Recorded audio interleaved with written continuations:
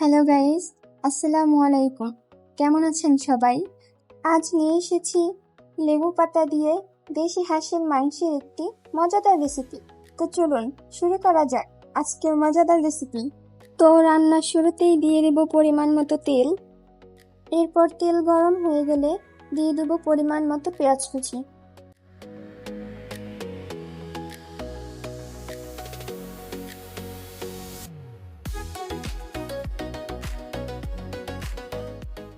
এরপর পেঁয়াজ কুচিগুলো ভালোভাবে নাড়তে হবে।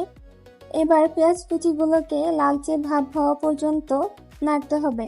পেঁয়াজ কুচিগুলো নাড়ার সময় অবশ্যই সাবধানে থাকতে হবে যেন পুড়ে না যায়।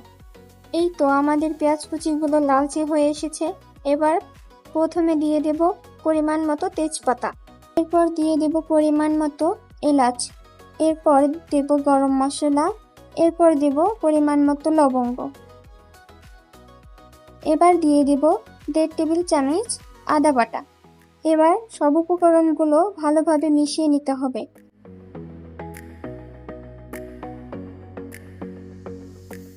এরপর দিয়ে দিব 2 কাপ পানি।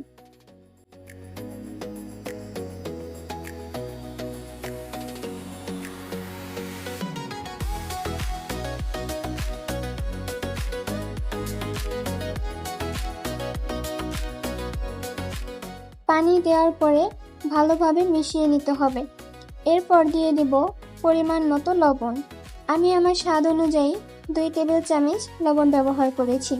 আপনারা আপনাদের স্বাদ অনুযায়ী ব্যবহার করবেন, কারণ লবণ কম বেশি হলে খাবারের স্বাদ নষ্ট হয়ে যাবে। এরপর দিয়ে দিব হলুদের গুঁড়া 2 টেবিল চামচ। এরপর নেড়ে চেড়ে মিশিয়ে নেব।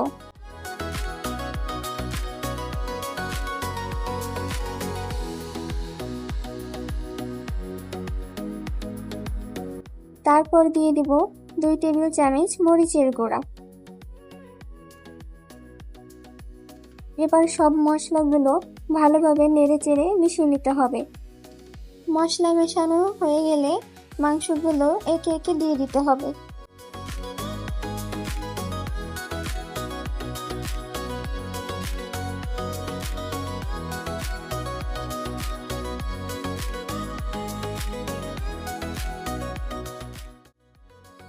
এবার মাংসগুলোকে ভালোভাবে নেড়েচেড়ে মশলার সাথে মিশিয়ে নিতে হবে।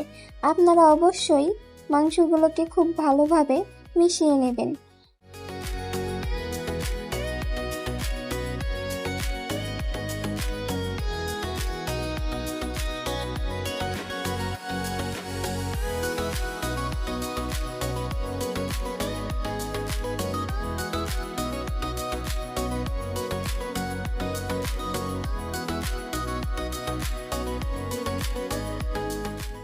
মশলাগুলো মেশানো হয়ে গেলে এখন দিয়ে দেব পরিমাণ মতো কাঁচামরিচ।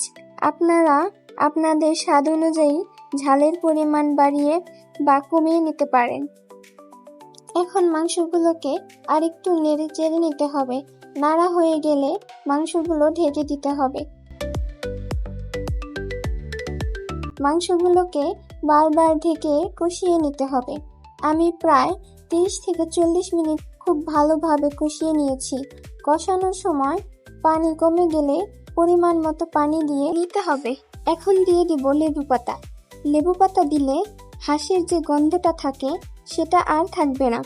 যাদের হাঁসের গন্ধের জন্য হাঁসের মাংস খেতে ইচ্ছে করে না, তারা চাইলে এভাবে লেবু পাতা ব্যবহার করে হাঁসের যে গন্ধ থাকে সেটা দূর করে খুব সহজেই এবং খুব মজা করে এখন থেকে হাঁসের মাংস খেতে পারবেন। লেবু পাতাগুলো দেওয়ার পরে মাংসগুলোকে আরেকটু কষিয়ে নিতে হবে।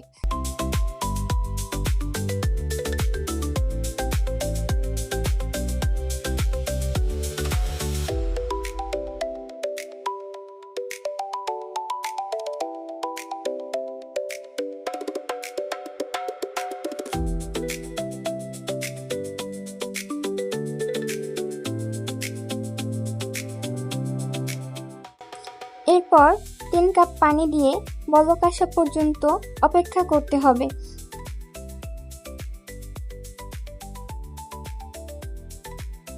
বলক আসার পর পরিমাণ মতো জিরা গুঁড়া দিয়ে নেবেন। এখানে আমি 2 চামচ পরিমাণ জিরা গুঁড়া দিয়েছিলাম। এবার 10 মিনিটের জন্য ঢেকে দিলেই তৈরি হয়ে যাবে আমাদের মজাদার দেশি হাঁসের মাংসের রেসিপি। তো এই ছিল আজকের ভিডিওতে।